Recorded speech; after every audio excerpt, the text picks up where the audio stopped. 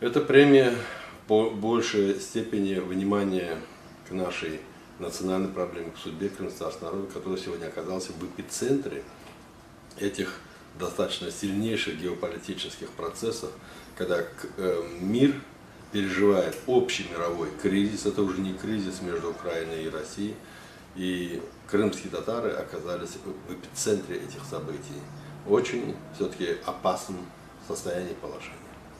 Я думаю, что вот это внимание международного сообщества должно как-то оказать содействие тому политическому диалогу и по судьбе крымских татар, и по самому Крыму. Премия лидера – это премия народа.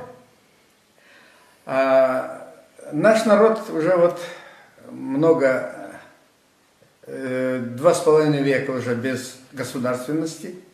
Вот.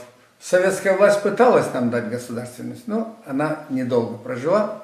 Сейчас вот вы спрашиваете о культуре. Какая может быть культура, когда у народа нет государственности?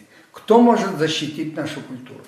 Когда Крым приобретет своего хозяина, наконец, вот, и, естественно, тогда начнется развитие культуры, я так понимаю. Это премия, конечно, одна из маленьких гирь, которая ляжет на весы позитивные. Я так думаю. Ну, я скажу, что это положительно, что оценили борьбу нашего народа, мирную. Мы уже 57 лет боремся мирным путем за возвращение на родину. Мы вернулись, но не все еще. Но здесь у нас постигла другая, как говорится, трагедия, что мы оказались уже опять-таки в оккупации.